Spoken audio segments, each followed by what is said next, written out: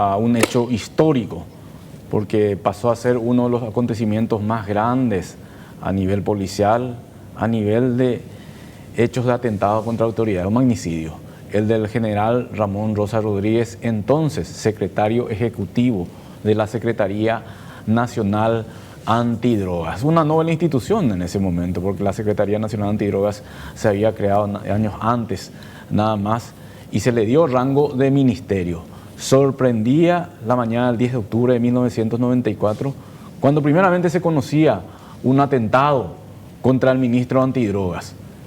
Un atentado del cual salió airoso, pero del cual lastimosamente su chofer ya quedó en estado muy grave y días después moriría. Pero lo que más sorprendía es que que volvió a ocurrir a cuadras de ese lugar otro atentado, y en ese atentado sí moría el entonces zar antidrogas. Él era el ya por entonces general de brigada en situación de retiro, Ramón Rosa Rodríguez Maldonado, cuando él tenía 56 años de edad. Esta es una foto que se tomó un mes antes de su fallecimiento. ¿Quién era el general Rodríguez? El general Rosa Rodríguez. Rosa es su nombre. Ramón Rosa son sus nombres, Rodríguez Maldonado eran sus apellidos. Él era un oficial egresado de la promoción 1961 del Colegio Militar. En el año 91 pasó a retiro con el grado de general de brigada. Su último cargo fue jefe de Estado Mayor del Tercer Cuerpo de Ejército. El Tercer Cuerpo de Ejército, cuando se tenía un comandante que era un general de 3 estrellas, y el general de brigada, es decir, 2 estrellas, Ramón Rosa Rodríguez, era el jefe de Estado Mayor, algo así como el segundo o el subcomandante, para hacer una equivalencia. Él pasó a retiro y durante su carrera militar se destacó principalmente en el Chaco, donde él sí prestó servicios en esa región del país y fue clave en la incautación de una gran carga de marihuana. De hecho, vos me vas a hablar más con detalles sobre eso, pero el caso Parque Kue hasta ese momento fue récord. Cocaína, fue récord, 343 kilos puede ser, sí, de cocaína. Bueno, él participó en la operación de Parque Kue, supuestamente una operación encubierta de la que nos va a hablar Osvaldo más adelante. Él pasa a retiro en el 91, cuando era general de 2 estrellas. Coincidentemente en ese año se crea la Secretaría Nacional Antidrogas. Antes de eso había un apéndice antidrogas que era la DINAR, que era Dirección Nacional de Narcóticos, ¿ok? Que dependía del Ministerio del Interior. ¿Y por ahí, Osvaldo? Así ya muy bien. Bueno, en el 91 se crea la Secretaría Nacional Antidrogas, Senat, y se le confiere un grado de un rango ministerial incluso. Y el primer ministro o secretario ejecutivo de la Senat era un militar en servicio activo todavía, el general de brigada en aquel entonces, Marcial David Samaniego Ocaris, quien era el hijo del famoso general Marcial Samaniego. El general Samaniego Ocaris era un oficial brillante. De hecho, si no estoy equivocado y si no es el único, si no es uno de los pocos, el único oficial que egresó de West Point, que es la Academia Militar de Estados Unidos. El general Marcial Samaniego pasó a retiro en el año 93. Lino Oviedo le pasó a retiro. Lino Oviedo era el comandante del ejército. Y después del general Marcial Samaniego asumió el general Mario Rodolfo Escobar Anzoátegui. Fue el segundo ministro de la Senat en el 93. ¿Y por ahí, Osvaldo? Bueno, y ahí aparece el capitán Juan Emiliano Ruiz Díaz Auxilia. La Senat ya tenía su segundo ministro, que era el general Mario Rodolfo Escobar. Lo que yo le decía, la DINAR no desapareció. La DINAR pasó a quedar en el organigrama debajo de la Senat. O sea, había un ministro, secretario ejecutivo de la Senat, y la DINAR era el brazo operativo. Es como ahora CODI y FTC. Pero seguía siendo dirección. Claro. O sea, no era una oficina operativa, era una dirección de dependiente. Inteligencia operativa. No, era una dirección operativa dependiente de la Secretaría Nacional Antidrogas. Claro. Que tenía en ese momento a su cargo a policías en la jefatura. Aglutinaba, exactamente. De hecho, en el 93, asume el general Escobar Anzoátegui y un año después él también deja el cargo. Y ahí es que le rescatan del retiro al ya por entonces general retirado Ramón Rosa Rodríguez. ¿Por qué él va a la Senat? Por su antecedente que tenía de su intervención en el caso Parque Cue. Y aparte era un oficial relativamente aceptado, era siempre muy correcto. Entonces a él le rescatan y él asume en el 94. ¿Cuál fue su primera medida, Osvaldo? Le convoca al que en ese momento era su ya ex cuñado.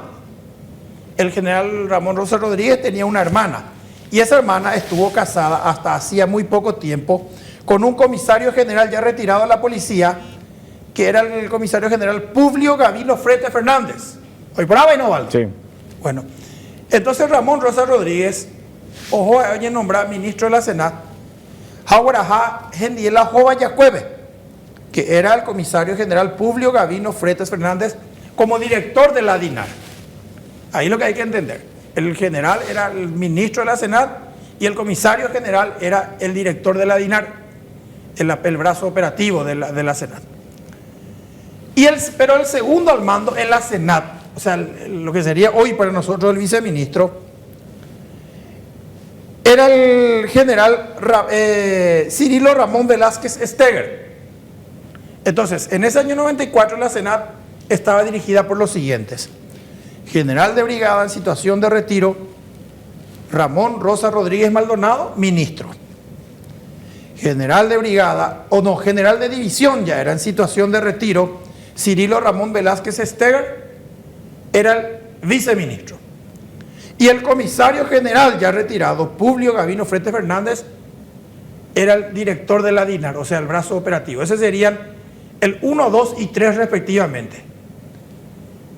¿Qué es lo que pasó que desencadenó en el magnicidio?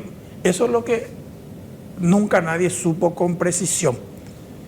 Pero cuentan algunos ex agentes de la Senat que previamente hubo un quiebre entre el general Ramón Rosa Rodríguez y la embajada norteamericana que ayudaba, que colaboraba con la Senat, porque le pidieron supuestamente los norteamericanos la cabeza del comisario general Publio Fretes. Le dijeron: no queremos que este trabaje contigo porque el COA supuestamente ya poco pea. Y el general Ramón Rosa Rodríguez se mantuvo firme y dejó en el cargo a su excuñado, con lo que supuestamente ocurrió una ruptura con los agentes especiales de la DEA que trabajaban en ese momento en Paraguay. Fue al inicio de su gestión, Osvaldo. Otra versión habla, y hay que contextualizar bien esto, Sí, porque la historia marca hacia donde vos estás señalando, por lo menos esa era una versión que se tenía, pero hay otra también, relacionada que en realidad el general Ramón Rosa Rodríguez tenía buenas relaciones con los americanos y mantuvo esas relaciones. Hay que ir al momento político. En aquella época Juan Carlos Bamosi y Lino Oviedo no se llevaban. Había una división política muy importante en nuestro país. Y cuando lo sacan a Mario Escobar Anzoátegui, fue interpretada esa jugada, sobre todo mediáticamente, como una victoria de Lino Oviedo para colocar a sus leales en la Secretaría Nacional Antidrogas, porque Mario Escobar Anzoátegui era hombre de confianza de la Embajada de los Estados Unidos. La Embajada de los Estados Unidos siempre tuvo una colaboración estrecha en materia de lucha antidrogas y la Secretaría Nacional Antidrogas entraba en ese campo. La Secretaría Nacional Antidrogas tenía su dirección de narcóticos siempre a cargo de un policía. Cuando asume Ramón Rosa Rodríguez, lo lleva al comisario general Publio Fretes, que había llegado a ser jefe de investigaciones de la Policía Nacional en su momento, jefe de investigación de delitos. Era un cargo muy importante que llegó a ocupar un durante hombre... la dictadura, ¿verdad? No, ya después. Ya después de la dictadura, pero era un hombre muy reservado, propio de los policías de la dictadura, de muy poco hablar. Y también había un grupo que respondía a las fuerzas especiales, eran militares que formaban parte de la Secretaría Nacional, Fuerza de Operaciones, entiendo que se llamaban en aquel entonces. ¿Qué sucedió con lo de Publio Fretes? Entra Publio Fretes y se encuentran con policías que una vez intentaron detenerlo. Publio Fretes estaba acompañando una comitiva que aparentemente transportaba una carga. Nunca quedó bien en claro, porque Publio Fretes explicó que en realidad él también estaba haciendo un operativo y los agentes antidrogas se fueron y lo detuvieron. Una carga de droga. Una carga, sí, lo detuvieron. Que entró un vehículo a una gomería y ahí pillaron que había droga adentro. Y eso generó un escándalo. Y esos agentes después se encontraron con Publio Fretes, pasaba a ser su jefe. Pero ¿cuál era la cuestión con esos agentes? Que esos agentes trabajaban directamente con los representantes de la DEA en Paraguay. O sea, le mordieron con la DEA, Osvaldo. No, directamente le iban a sacar a esos agentes porque usaron de detenerle a un policía. Nunca quedó en claro si el policía estaba o no implicado. Por supuesto que no estaba implicado porque siempre estuvo libre. Pudo haber sido un error de los agentes, pudo haber no sido. Nunca quedó clara la historia, sobre todo en esa época era muy difícil entender lo que sucedía, pero sucedió ese incidente. Entonces Publio Fretes se va y le encuentra lo que le quisieron detener. Obviamente lo quiso apartar. Pero no se llegó a dar esa situación plenamente porque lo rescatan y lo llevan junto al general Rodríguez. Esos mismos agentes lo llevan junto al general Rodríguez y hacían oficina en el Ministerio de Defensa. Esos agentes trabajaban directamente y supongo que eso le da una suerte de soporte con los representantes de la DEA en Paraguay. ¿Quiénes eran? Robert Riller y Carlos Walter.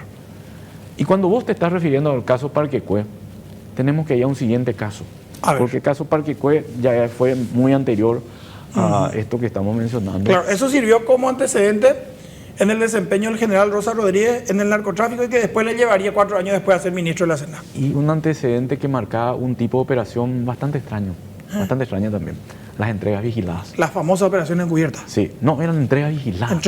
Más que encubiertas, eran entregas vigiladas. ¿En qué consistían esas entregas, Iván? En que las autoridades paraguayas tenían un contacto con los narcos. Y con esos narcos contactaban, compraban la droga y luego procedían a llevar la parte de esa droga en los Estados Unidos y hacían caer a grupos en los Estados Unidos.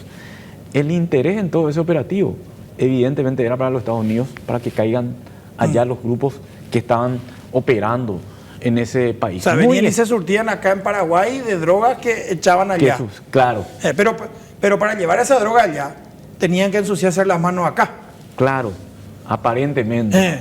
Y acá se presentaba como operativo exitoso, pero no como hoy en día vemos en el lugar, con la avioneta, si hay detenidos. Bueno, hoy en día también muchas veces es dudoso, pero mucho más abierto. En aquella ocasión no, te traían la droga y te decían, esto incautamos. El operativo Madrejón fue así. ¿Qué Parquecue? No, no fue Parquecue. Otro anterior, posterior. Y fue más exitoso en materia de incautación. 756 kilos. Ese operativo Madrejón se da, hay que ubicarnos, ya vamos en 1994, que fue el año del atentado. Por eso es que vamos a relacionar, aunque no tenga una relación directa, conforme digo a lo que pudimos averiguar, porque Iván, finalmente vamos a concluir que hay muchas cosas que tenemos que saber todavía. Correcto. Pero esto que estamos diciendo es producto de lo que estuvimos hablando con las personas que en aquel momento estuvieron trabajando en la Secretaría Nacional Antidrogas. Septiembre de 1994, Miguel Ángel Berni era una figura clave en la Dirección Nacional de Narcóticos. Era el líder del grupo de agentes, básicamente. Era una persona muy resistida por un grupo, otra persona le apoyaba, pero vos sabés que me consta que tenía contacto con la embajada de los Estados Unidos. No era policía, él era agente especial. Agente especial. Les convoca a su grupo. Y su grupo eran agentes, 3 o 4 estamos hablando. Primer anillo. Su primer anillo. Se suman a ellos militares, por eso yo te estaba hablando de la Fuerza de Operaciones. Esos militares evidentemente eran de confianza del general Ramón Rosa Rodríguez. Se suman a ellos los 2 representantes de la DEA. Un domingo X, se van sin saber a dónde. Viajan horas y horas y llegan hasta la zona de Fuerte Olimpo, la zona de Madrejón, ya es muy cerca de Bolivia realmente era. Fortín Madrejón. Ahí estamos viendo a quienes formaban parte de esa comitiva y le estamos viendo entre otros, este es la gente, Celso Rojas se llama, el otro se llama Edgar González. Era parte de ese grupo. El que está ahí en el medio, Iván, que recién mostramos, es Robert Riddler. El anterior. Él era, de la embajada, era el representante de la DEA. Perrubio. Es agente de la DEA. Perrubio, sí, que es muy tepeguá. Ese era Robert Riddler. ¿Y el de la derecha? El de la derecha... El que tiene la pistola en su cintura, que está con el palo en la mano. Ese es Celso Rojas. Agente especial. Agente especial. De la izquierda, Edgar González. El que tiene el kepis negro. Sí. Agente especial ahí. Todos eran agentes especiales. ¿Qué estaban haciendo ellos? Y estaban esperando que baje una avioneta. Esa era la información que ellos tenían. ¿Quién le daba la información a ellos? Y en esa comitiva, pues en la foto vamos a ver, había más gente, había militares de por medio, todos estaban de particular, ahí en pleno monte. La información que ellos tenían era que iba a bajar una carga de droga. ¿Quién le da la información? Miguel Ángel Berni, que no está en la foto. ¿Quién era el que iba a oficiar como comprador, el que iba a llegar la carga supuestamente a Estados Unidos? El otro agente de la DEA, Carlos Walter, que tampoco le vamos a ver en la foto, porque estos eran los agentes que estaban esperando para llevar la carga.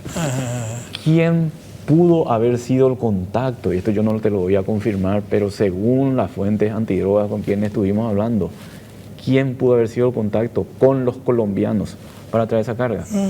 Juan Domingo Papacho Viveros Cártel. Juan Domingo Viveros Porque ellos dijeron que le vieron allí, pero no hablaron con él. El narcopiloto, sí, veterano ya ahora. Que todos sabemos hacía de doble agente y que trabajaba con la DEA. Traficaba y a la vez daba información a la DEA. Domingo se fueron ellos, Iván.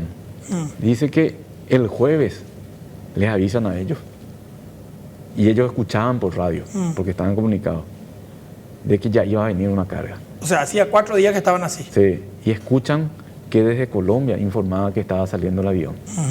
Y escuchan con gran decepción después que el avión no iba a salir. En código iban hablando. Se repite el mismo escenario el viernes y ahí ya sale el avión. Cuentan los agentes que cuando llega la avioneta eran como esos aviones tipos charter, no era avioneta, era un poco más grande. Y que tipo jet ya eso. Tipo jet, y que con gran destreza dice que baja en una pista clandestina. Y allí le estaba esperando Papacho Viveros Cártel. Dice que ahí ellos se disponen, les advirtieron que estén alertas con sus armas por si había problemas. Cuando abren la nave, bajan, dicen que como 12 personas, toditas armadas, y rodean la nave y empiezan a bajar la carga de cocaína que estamos viendo allí. Bajan totalmente la carga y se retiran del lugar, hacen la entrega. Le entregan un maletín a Viveros Cártel, supuestamente. Luego ellos reciben la orden de ir a recoger la carga, de subir a 2 camionetas y luego llevarla a entregar, o a subir posteriormente, después de un tramo, en una tercera camioneta de esa tipo Canter, para trasladarla inmediatamente a Asunción. O sea que estos no es que iban a incautar esa droga, no. Ellos iban a recibir sí, para reenviar. Para reenviar, exactamente. Ahí entra la entrega vigilada. Yo le decía, y te hago una pausa, y le decía, pero ¿cómo va a ser legal eso? Te van a acusar de narcotraficante. Nos decían, nosotros nos señalaban de que había orden judicial de por medio. Y le citaban al ministro de Justicia, por ejemplo, Ángel Ramón Barchini, que está en conocimiento de ese operativo, que eso ya era tramitado a nivel de gobierno de Paraguay. O sea, estos eran agentes estatales que estaban esperando que le llegara cocaína. Sí, sí, pero sin mucha información. Sin mucha información. Trajeron la cocaína acá. De hecho, la cocaína ellos terminan presentando acá como un operativo exitoso. Pero compraron la cocaína. Es que eso es lo que ellos no saben. Si se compró, no se compró. No, claro, pero en realidad los colombianos ponían a traer a tirar gratis acá. O iban haciendo pero tenían que tener un contacto. Iban haciendo una especie de pasamanos para llegar a Colombia. ¿Cuál era el objetivo? Y allí es difícil conocer, Iván, porque mirando los antecedentes se decía que el objetivo de esa carga era el cartel de Medellín. Pero a ellos le dijeron el cartel de Bogotá, por ejemplo. Pasado un tiempo, les convocó el general Ramón Rosa Rodríguez a los agentes y les felicitó porque cayó la carga en Estados Unidos y cayeron los narcos que eran objetos. Carga. Sí, no toda la carga, 20 kilos nomás.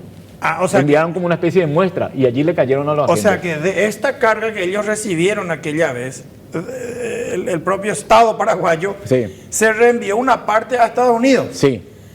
Para venderse guaguaya. Sí. Ahí, que fue exitoso y ahí se configura la entrega vigilada, la operación encubierta, que el propio Estado paraguayo vendía cocaína a los narcos, pero para que allá les cayeran a los narcos. Es que ahí la palabra de venta es muy difícil para mí precisar, porque yo no sé en qué contexto utilizar. Ahí hay una pregunta que yo me hago.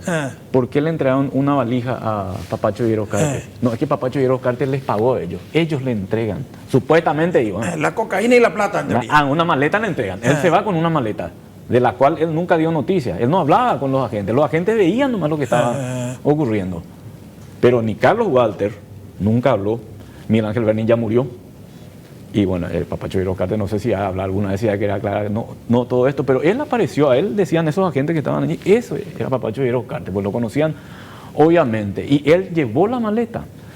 Nos pregunta nuestro productor y nos pregunta la gente, ¿y qué pasó en la carga? Y la carga fue presentada posteriormente como un exitoso operativo. Por eso te decía, nos llevaban allí, recuerdo, nos llevaban al patio ¿Vos te fuiste? de la dirección narcótico y nos mostraron, esta fue la incautación y pasó. Si uno ve las estadísticas de aquel entonces, Iván, se veía que le superaba al operativo Parque Cue en cantidad de droga incautada. 756 kilos. Pero ¿y cuántos kilos cayeron en Estados Unidos? 20, porque era una muestra. O y sea, con esa muestra le hicieron. Entonces, ponerle que vinieron 776 kilos. Sí. No, 700, quedaron acá, 756 menos 20 tenemos. Y por eso. No, de esos 756 llevan los 20 kilos. O sea, acá se presentó entonces 736 kilos se presentaron. Sí, exactamente. Exactamente.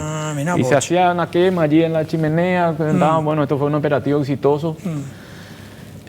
Pero era tener que confiar, o sea, no es confiar, era tener que creer lo que ellos informaban. Yo creo que como era muy nuevo, no se entendía tanto también el contexto. Y la droga no era muy usual también, la cocaína ahora no era también. muy usual, pero se hablaba de entregas vigiladas. Para que si vos te vas al contexto también hay mucho de fábula, hay muchas cuestiones ciertas también, pero no se conoce exactamente qué ocurrió. ¿Por qué? Porque esto también fue cuestionado en su momento. ¿Cómo lo que hacían esas entregas vigiladas? Si era una compra, no era una compra, ¿por qué la droga pasaba? ¿Quién era el juez que fiscalizaba que toda la droga? ¿Acaso no se podían robar parte de la droga y enviar otra parte de la droga y otra parte quemar? Todas esas expectativas podían ocurrir, porque fíjate vos lo que es la imagen. Por eso estamos mostrando estas fotografías. Eran agentes que estaban allí en pleno monte. Y esta es la droga, esta es la cocaína que vino. Y esa fotografía ellos se sacaron y entre ellos sacaban. No había otra persona, no había personal de la prensa, no había otro grupo. Era totalmente controlado lo que ellos estaban haciendo por un sector. Y hay que decir que estaba un agente de la DEA en medio de ellos, no era una cuestión que ellos nomás se animaban. Y hay que decir que también que la cocaína venía de Colombia propiamente para venir con esa cantidad y que tenía la nave propia para cosas, lo que trae 756 kilos de hecho no va a cocaína. entrarlo en una avioneta normal, en una Cessna, no va a entrar. Bueno, eso nada más estamos poniendo como antecedente, Iván. Termina esa historia. Perdón, el general Rosa Rodríguez ya era el ministro cuando esto. Según los agentes, él estaba totalmente al tanto y él le felicitó a ellos por el operativo. Segunda parte de la historia. Aparece una persona de nombre Clovis Catafesta. En duda. Clovis Catafesta va a aparecer otra vez en el tema de Rosa Rodríguez y va a formar parte de toda la confusión que se generó. Pero ¿cuál es la historia que cuentan los agentes de aquella época?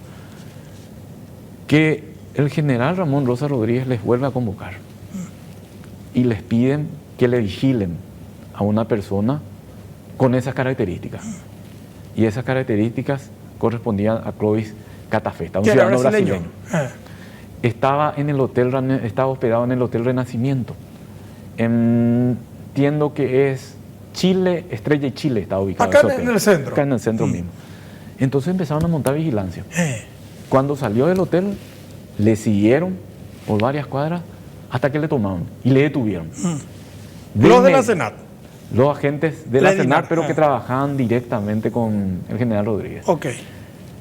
Y le llevaron directamente a la base de la DINAR. Y ahí, por eso yo te decía antes del programa, había una interna con los policías.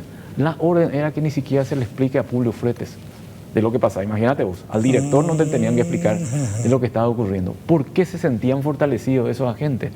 Porque el general le dijo que era un pedido de los Estados Unidos porque había una orden de extradición de Clovis Catafesta por un juicio que le enfrentaba.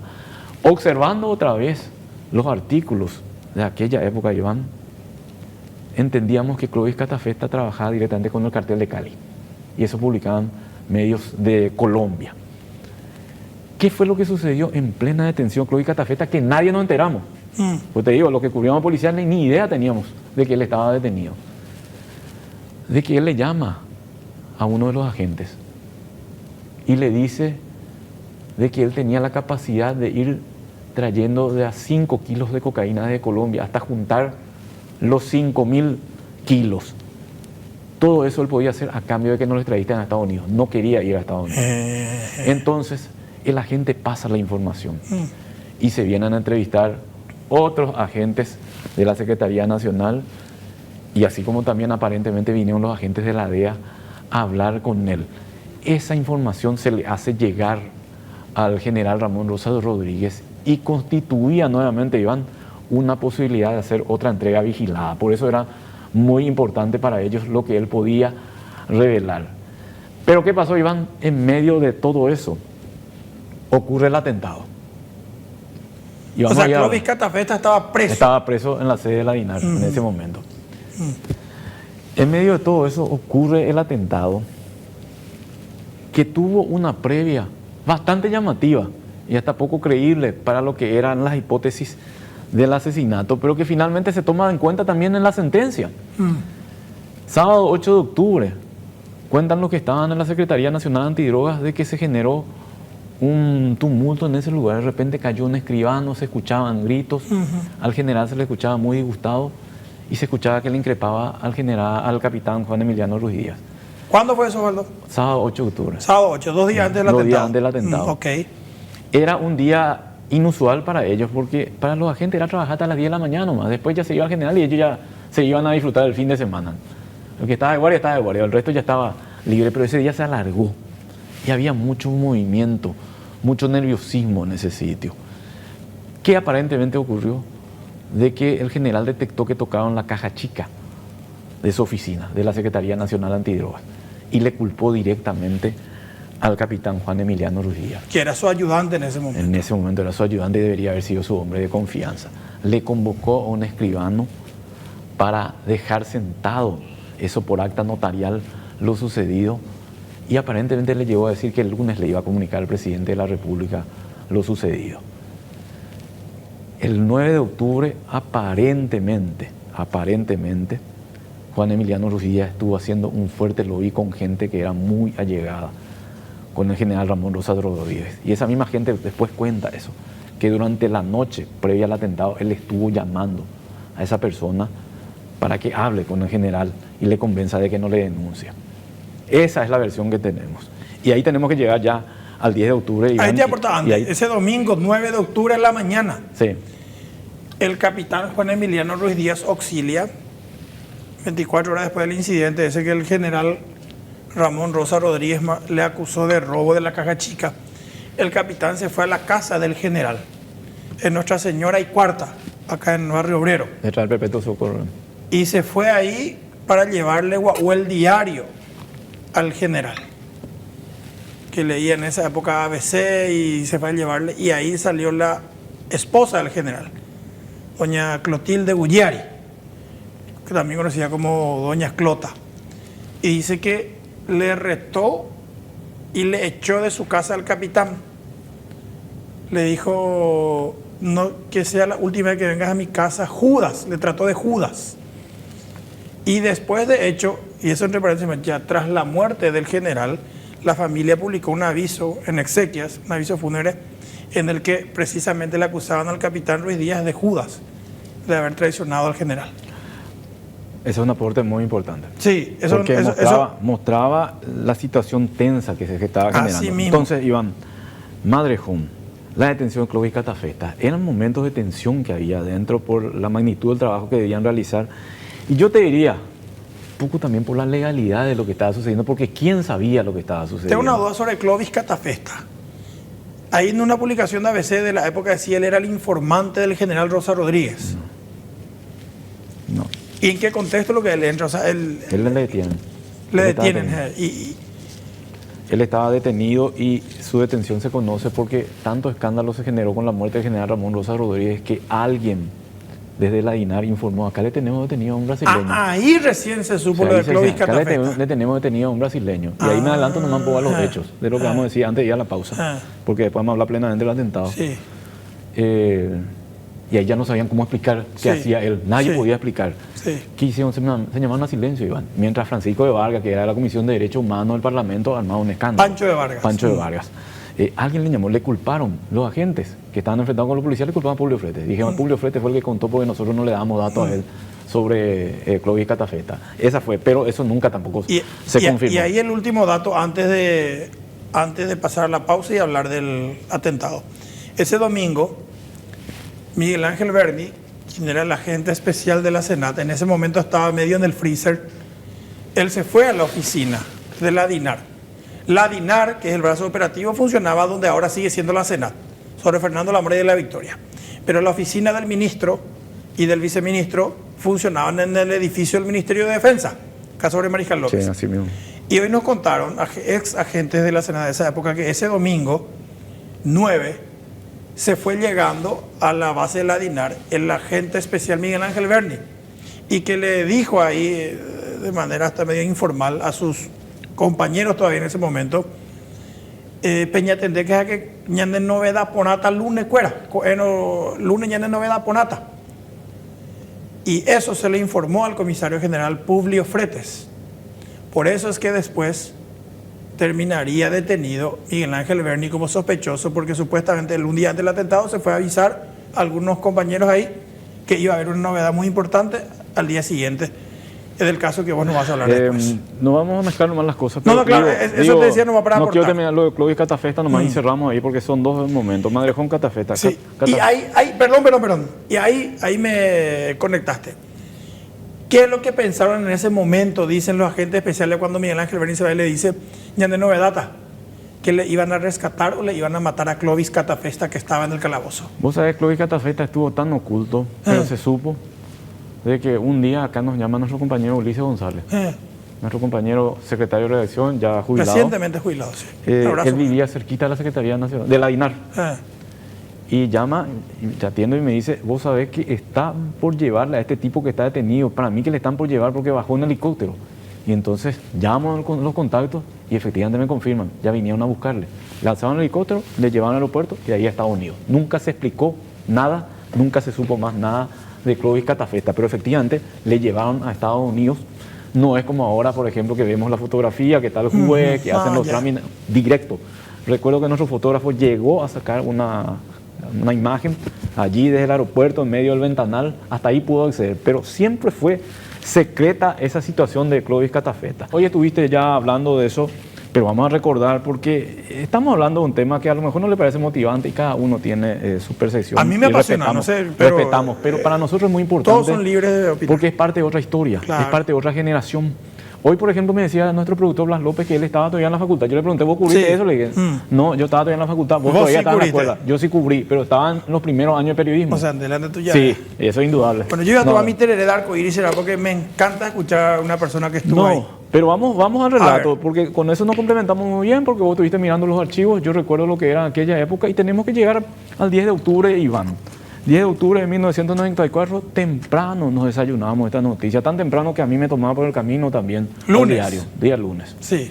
¿Qué fue lo que sucedió? ¿Vos estabas viniendo a trabajar? Estaba viniendo a trabajar. Ya debía el camino directo, tuve que ir hasta la curva de San Miguel, pero había sido, antes ya hubo otro episodio. Aquella mañana el general Ramón Rosa Rodríguez salió de su casa de Nuestra Señora y Cuarta a bordo de su camioneta Mitsubishi Montero, en la que transportaba a su hija, que en ese momento tenía 13 años, y también se iba al lado su chofer, Pedro Abundio Fleitas, quien tenía 30 años. El chofer era civil, era un señor, un muchacho que el general le trajo de Cazapá, y él era civil, él no era militar ni policía, era su chofer, pero también el general tenía una particularidad de que él acostumbraba a manejar su camioneta. Ese día salieron de la casa y el general transportaba efectivamente un maletín. Llegaron al Colegio Internacional, se estacionaron sobre la calle José Verges. El general se bajó y le ayudó a entrar a su hija al colegio. Pedro Abundio Fleitas, el chofer, también se bajó, y luego cuando ambos iban a subir al vehículo para enfilar ya hacia la oficina del general, que era en el Ministerio de Defensa, acá sobre Mariscal López, apareció una Toyota Land Cruiser blanca. El que iba como acompañante bajó la ventanilla, tenía supuestamente un pasamontañas, sacó una escopeta y disparó 3 veces, matando o hiriendo gravemente primero, pero luego fallecería Pedro Abundio Fleitas, el conductor. El general Ramón Rosa Rodríguez Maldonado se salvó, sobrevivió a aquel atentado. ¿Sabe qué hizo? Dice, ya estaba dentro del vehículo, ocurrieron los disparos, su chofer salió herido, él se agachó, salió de adentro del vehículo, puso el vehículo en punto muerto, y como era una especie de tipo arribadita ahí, el vehículo retrocedió unos metros y los sicarios pensaron que ya le había matado a todos, entonces huyeron del lugar. El general después salió, tomó la radio y Central, cierra 1 por esta. Cierra 1 era la característica de radio asignada al general. Central, cierra 1 por esta, cierra 1 por esta. acabo de recibir un atentado acá frente al Colegio Internacional. Comunique eso, pida refuerzo central. Entra un operador que estaba en la SEDAT. Acá cierra uno, cierra tanto, no voy a arreglar el código, pero nos dijo, cierra tanto por esta general, en camino, le dijeron. Y cuando llegaron los primeros refuerzos, ¿sabes qué estaba haciendo el general? Estaba tomando mate, dice, con otro general retirado, que coincidente estaba en el lugar llevándole a su hija también. Y vio lo que pasó, vino el auxilio, vos sos el general, sí, vos también. Y se quedaron tomando mate. Cuando llegaron los refuerzos, dice que el general estaba muy inflado. ¿En qué sentido? En que estaba con un semblante triunfalista porque acaba de sobrevivir a un atentado. Así mismo. Pero su chofer Pedro Abundio Fleitas estaba agonizando en ese momento. Pero ya estaba llegando la policía para auxiliarle. Así de mismo, hecho, la señor. policía le termina llevando.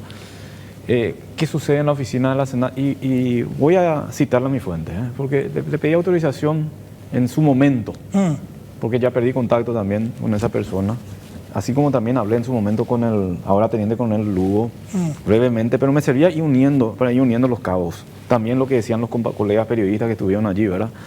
Esta fuente se llama Edgar González, era agente. El que veíamos en la foto. Sí, enseguida la vamos a estar describiendo a todos los que están allí. Sí.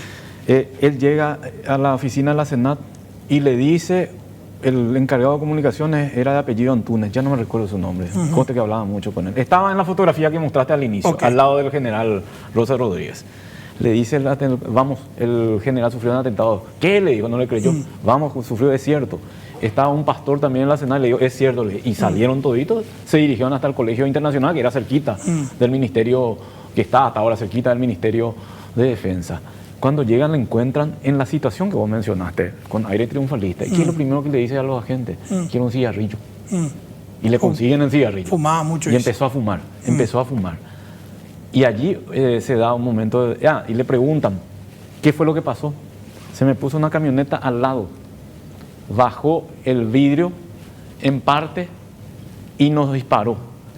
Desde una escopeta semiautomática, es la explicación que dio el general. De una escopeta, bajó el vidrio y nos disparó de una escopeta semiautomática.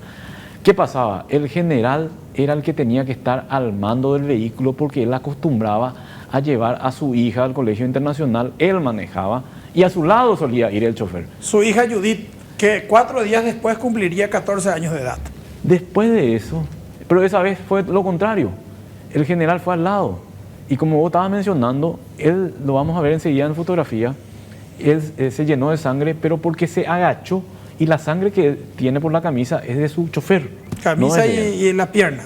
No era de él. Bueno, él estaba allí y 10 minutos después de que llegaban los agentes que trabajan allí en el Ministerio de Defensa, junto con los funcionarios del Ministerio de Defensa, llega el general el capitán Juan Emilio Ruiz Díaz. Y ahí se produce un momento de tensión. Y hay dos versiones de lo que sucedió en ese momento, porque lo menciona Vladimir Jara, nuestro colega, en su libro Clave RR, pero producto también de lo que señaló el periodista Vicente Benítez, que era del diario Noticias, que fue el primero en llegar al lugar. Ahí está la famosa frase, ¿qué es lo que le dijo supuestamente? Y esto a mí me contó un ex agente de la SENAT que estaba en ese momento y que le dijo, o falla la pendecapanga capitán, le dijo, porque se fue y le saludó. El capitán Ruiz Díaz llegó y no es que se le cuadraba 1 metro, como dice el reglamento, sino unos 3 metros a día, más o menos, va a ir nomás, venía bien, le dijo. Y ahí el general ya empezó el reclamo. Le dijo algo así como, ¿qué tienen de buenos? Y ahí le dijo, o fallar la... ¿Qué hace usted acá, capitán? Usted es el menos indicado para estar acá, le dijo. O fallar la de capanga, cuera capitán, supuestamente le dijo. Esa versión yo también la escuché. Y de parte de Vicente R. Benítez, el periodista. También lo había hablado con Vladimir, que era periodista policial. Vladimir era nuestro compañero acá en ABC, Vicente R. Benítez era de Noticias. Pero hablando también con el agente, decía, yo no escuché eso. ¿Qué me decía la gente? Eso yo no escuché, para mí no es cierto. Pero bueno, son versiones, decía. Se acerca Ruiz Díaz y le dice, retírese de ahí usted. Ruiz Díaz, usted es el menos indicado de estar por acá. ¿Por qué le dijo eso? Porque le saludó y se puso a mirar la camioneta que fue tiroteada. Y allí le grita, retírese usted, Ruiz Díaz. Usted es el menos indicado para estar acá, le dijo. Y después Poco después ordenó su detención, pero sin que nadie se percatara. Había sido, ahí está el error, ¿verdad? Nadie se percatara, nadie dice que sabía que se... Mm. Acérquese hoy día, acérquese, y entiendo que ahora teniendo con el Lugo le dice que le entregue la radio. Muchos interpretaron que era el arma. Él no entregó ningún arma en ese momento, nadie vio un arma, era la radio. ¿Por qué? Porque creían que él estaba desarmado. Tampoco le catearon. Después le dice Sanabria, que era Walter Sanabria, tome el volante. Miguel Sanabria. Lugo, que era el capitán Luis Carlos Lugo en ese momento, súbase usted. Su oficial Genaro Méndez, venga también usted. Se sienta él adelante, al lado del pilón. Acá chofer, el general, sí. Atrás, en el medio el capitán, Lugo y el otro. Y se van. ¿Qué es lo que escuchan después los agentes allí frente al INTE? Porque se fueron nomás, ellos no ni sabían dónde se iban. Escuchan que el capitán Lugo decía, y eso a lo mejor nos va a corroborar él o no en su momento, él le dice por radio, el capitán está loco, el capitán está loco, le mató al general Rodríguez. Y ahí se percatan que algo ocurrió y se van toditos. Y tenemos este escenario que recién estamos viendo, si podemos mostrar, señor productor. Este fue el escenario con que se encontraron, porque todo esto ocurre en el momento en que ellos estaban llegando. Ya había ocurrido el atentado. Acá le tenemos al general Ramón Rosa Rodríguez. ¿Adentro todavía? Estaba adentro. Sí, el de blanco. ¿Quién le está tomando? Este es Carlos Walter Sanabria. Sanabria era el apellido, no recuerdo bien. Pero él era el chofer. Este es el capitán Luis Carlos Lugo, el que recién nos escribió. Él estaba acá. Este era Sanabria, el que estaba al mando del vehículo. Este era el capitán Hugo Vera, después fue ministro de la Hugo Vera, que fue ministro. Sí. Este es Edgar González, que se estaba mencionando. Sí. Este es Celso Rojas, este es otro agente.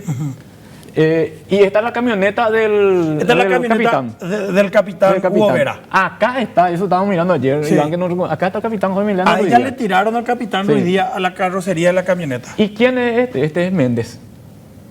¿El chofer? No, el custodio. Al custodio. ¿Por qué? Porque el atentado ocurre de la siguiente forma. Se iba atrás el capitán Juan Emiliano Ruiz Díaz y en un descuido saca un arma que tenía acá. En su media. Que era una pistola. 6.35. Sí, y le dispara. Cuando se iban a dar cuenta, Méndez, que iba arriba, a su costado, iba parado, él le mete un culatazo. Cuando ya se percató, le mete un culatazo. Él se quiso suicidar y recibió la culata y recibió un manotazo de Carlos Lugo. Por eso no se suicida. Pues el tiro sale desviado. El tiro sale desviado porque te vinieron. Y esto que te estoy diciendo, yo lo hablé con Méndez y con Lugo. Porque así me graficaron lo que sucedió en aquel momento. Eso fue el atentado y de allí lo llevaron de inmediato a ambos al hospital militar, que es ahora el hospital del trauma. Ahí muere el general Ruiz Díaz. El general Rosa Rodríguez. General Rosa Rodríguez, perdón. Y sobrevive Ruiz Díaz, obviamente, porque no fue grave lo acontecido. El capitán fue condenado a 25 años, cumplió 16 años de penitenciaría. Toda esta historia podría ser corroborada por quién, por Juan Emiliano Ruiz Díaz. Quisimos hablar, de hecho hablamos con él, gentilmente nos dijo que no va a hablar hasta que la Corte Interamericana de Derechos Humanos resuelva la demanda que él promovió contra el Estado paraguayo, digo bien, por la condena, en este caso del general Ramón Rosa Rodríguez. Vamos a cumplir con la pausa.